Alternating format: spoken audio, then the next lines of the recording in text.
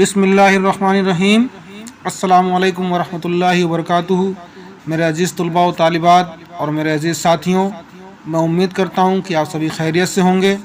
आज मैं एक नए मौजू के साथ हाज़िर हुआ हूँ। मेरी मुराद असमत चोगताई और उनका नावल टेढ़ी लकीर है।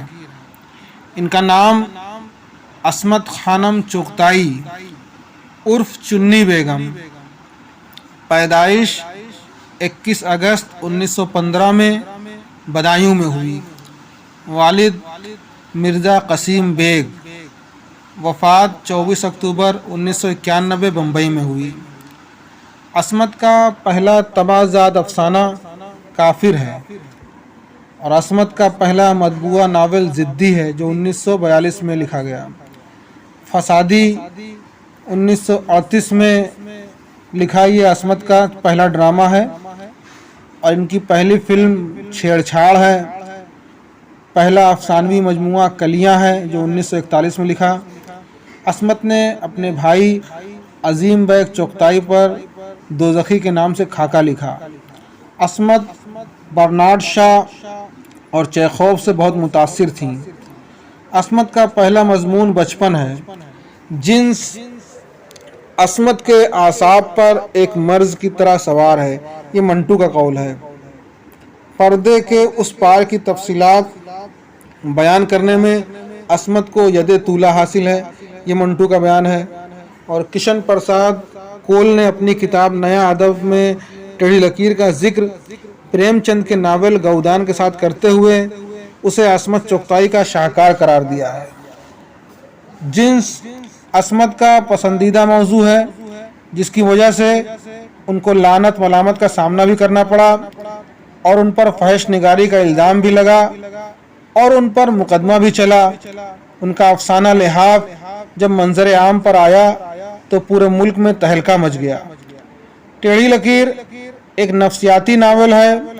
टेढ़ी लकीर बावजूद खामियों के एक शाहकार है, जिसमें हमारे औसत दर्जे की घरेलू ज़िंदगी के तंजिया किस्से कमाल के हैं और जिसमें जिनसी नफ्सियात की अक्कासी बड़ी कामयाबी से होती है।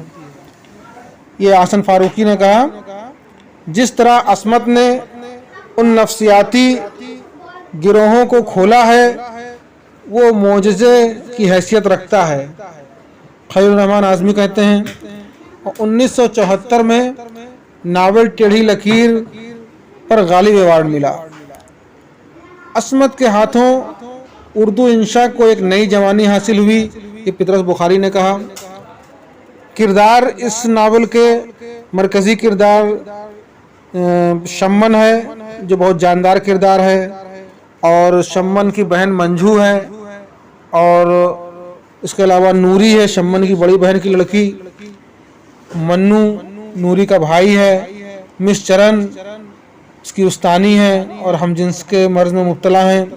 मिस मुमताज़ जिसने शम्मन को नीचे क्लास में कर दिया था। रसूल फातिमा और नजमा ये दोनों उसकी दोस्त हैं, ये भी हम जिनसी के मर्ज में मुब्तला हैं। और रोफ़ी टेलर आयरिश नौजवान है। प्रोफेसर रहमान एजाज सब इससे इसके ताल्लुकात थे।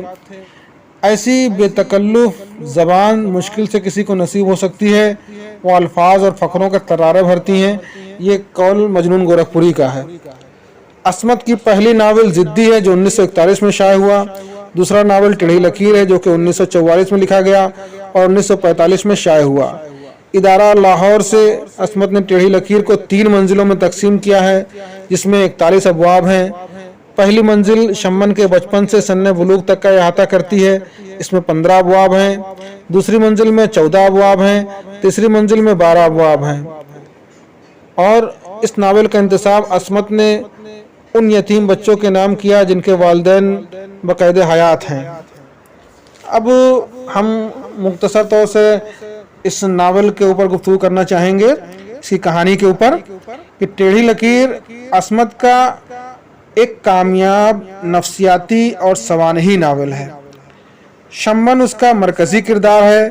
हालात ने पे दर पे इस लड़की को ऐसे चरके लगाए कि उसके मिजाज में टेढ़ पैदा हो गई। शम्मन अपने माँ बाप की 10वीं बेटी है। उसकी पैदाइश पर सबको गम होता है, کہ बदबख्त लड़कियों ने बस यही एक घर देख लिया है। बेतवज्जही से शम्मन की परवरिश होती है जिससे वो महरूमी और तन्हाई के कर्ब में मुब्तला हो जाती है। तकरीबी अनासिर उसके जहन में सर उठाने लगते हैं। उसका जी चाहता है कि वो चीज़ों को तोड़े फोड़े और जो सामने आए उसे पलट डाले। शम्मन की बड़ी बहन बेवा होकर अपनी बेटी नूरी के साथ बाप के घर आ जाती है। इस बच्ची को शम्मन से दूर रखने की कोशिश की जाती है जिससे शम्मन के दिल में नफरत के शदीद जज्बात पैदा हो जाते हैं। स्कूल में शम्मन को एक उस्तानी मिस चरण से वास्ता पड़ता है। वो हम जिनसी के मर्ज में मुब्तला है। इसके बाद रसूल फातिमा और नजमा से उसकी दोस्ती होती है। ये दोनों भी उसी लानत में मुब्तला हैं। छूत का ये मर्ज आखिर शम्मन को भी लग जाता है। आखिर बिल्किस उसे बताती है कि लड़कियों को लड़कों पर मरना चाहिए, तो बिल्किस के भाई रशीद पर मरने लगती है, मगर वो एक अमीरजादी पर मर मिटता है। एक बार फिर शदीद तन्हाई उसका एहसास पैदा होता है और शम्मन फिर नफरत की आग में दहकने लगती है। कॉलेज में तालीम के दौरान उसकी मुलाकात पक्की उम्र के राय साहब से होती है और वह उनसे इजहार मोहब्बत कर बैठती है। इस कदम से इसमें शर्म का एहसास पैदा होता है और उसका जी चाहता है कि ज़मीन में समा जाए। इसके बाद उसकी ज़िंदगी में एजाज़ आता है, फिर इफ्तिखार आता है जो एक दिन अपनी बीवी बच्चों के साथ आकर उसे फिर महरूमी के गार में धकेल देता है। आखिर वो गुमराह होकर बहुत से लोगों से रिश्ता जोड़ लेती है।